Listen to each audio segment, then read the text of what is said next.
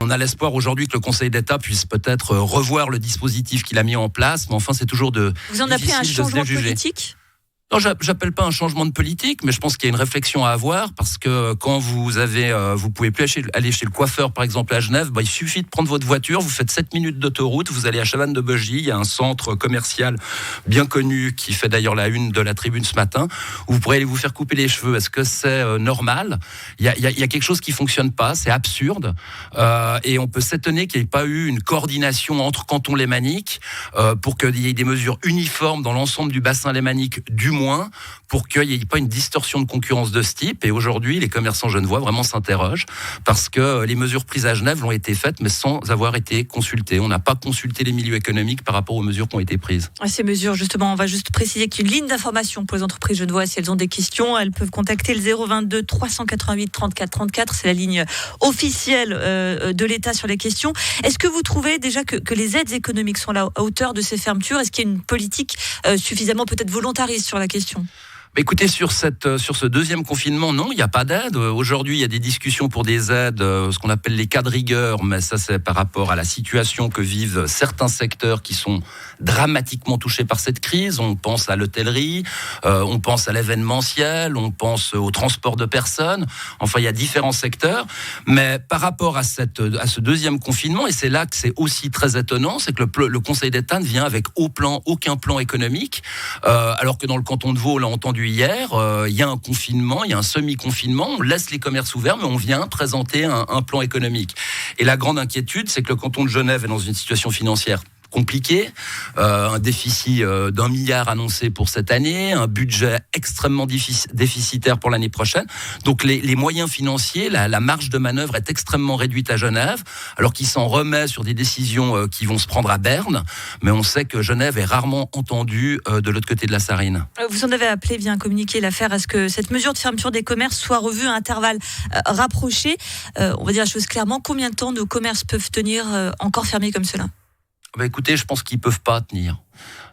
Ils peuvent pas tenir. Il faut trouver des solutions. On souhaite que le Conseil d'État revoie certains dispositifs parce que je crois que les commerçants ont démontré qu'ils avaient mis en place des plans sanitaires de protection. Il n'y a pas de cluster dans les magasins. C'est pas dans les magasins, c'est pas dans les commerces, c'est pas dans les entreprises que le Covid se développe plus qu'ailleurs. On sait que ce virus est très vicieux parce qu'il se développe partout, dans le cercle familial, dans les cercles d'amis, et on a un peu l'impression aujourd'hui qu'on punit l'économie, alors que l'économie c'est le poumon de notre société. J'entends bien qu'il y a un drame sanitaire qui existe, mais il y a un drame aujourd'hui économique, il y a un drame social, il y a une détresse de patrons et d'employés, et on va au devant de mois et d'années extrêmement sombres, et plus particulièrement à Genève. À Genève, où depuis dimanche il y a un salaire minimum à 23 francs de l'heure. Vous avez combattu cette initiative, mais elle a été approuvée par le peuple officiellement depuis le 1er novembre. Le salaire minimum est de 23 francs de l'heure. Au vu des difficultés actuelles que vous avez expliquées, au vu de ce semi-confinement, est-ce que vous en appelez peut-être à une suspension de cette mesure ? Écoutez, il y a eu un vote populaire, donc il faut respecter la volonté populaire. Ce salaire minimum, de notre point de vue, ne résoudra aucun problème. Il va plutôt niveler vers le bas les salaires dans l'économie genevoise. Aujourd'hui, il y a un recours qui a été fait par les initiants parce qu'ils viennent contester certaines décisions qui ont été prises, parce qu'ils estiment que le salaire minimum n'est pas de 23 francs, mais de 23 francs 47, puisqu'il devrait déjà être indexé, alors qu'ils ont fait campagne pendant des mois en nous affichant 23 francs, donc il faut quand même pas tromper le peuple sur ce qu'on leur vend, mais il est certain que ce salaire minimum vient compliquer davantage les choses dans une situation économique extrêmement difficile, et je crains que ce soit un élément de plus négatif pour l'économie genevoise. Et le fait que ça puisse relancer la consommation, les syndicats tenaient une conférence de presse hier pour demander même une hausse des salaires. Oui, relancer la consommation, mais si vous voulez, le problème c'est quand on lit la manchette d'un journal fort connu à Genève il y a quelques jours qui nous donne le mode d'emploi l'emploi pour aller acheter en France. Si c'est ça, relancer la consommation, ça ne sera sans effet sur l'économie genevoise. Alors il faudra qu'il y ait une prise de conscience. Aujourd'hui, s'il faut relancer la consommation, c'est à Genève, mais c'est pas en France voisine. Un mot pour terminer sur cette votation, parce qu'il y a encore des votations tout de même dans ce contexte particulièrement morose, qui concerne les entreprises responsables. Alors vous êtes contre l'initiative, vous soutenez le contre-projet qui entend obliger les entreprises à publier des rapports pour expliquer comment elles luttent pour les droits humains. Un rapport, ça semble humain, pardon, la fatigue des élections américaines. Un rapport, ça semble quand même un peu léger pour la défense des droits humains.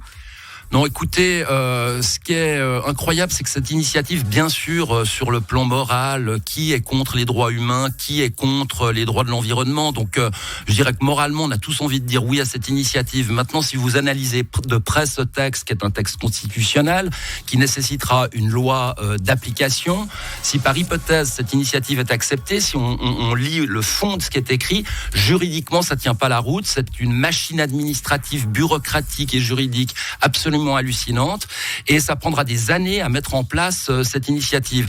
Aujourd'hui, les chambres fédérales ont voté un contre-projet indirect, alors on le verra pas sur notre bulletin de vote, mais si on vote non à l'initiative, il y a une loi qui va être mise en application, c'est le contre-projet indirect, et qui nous permet quand même d'aller dans le sens des initiants. Donc, voter oui à l'initiative, c'est pour se donner bonne conscience. Alors, on est dans une société aujourd'hui, on aime bien se donner bonne conscience.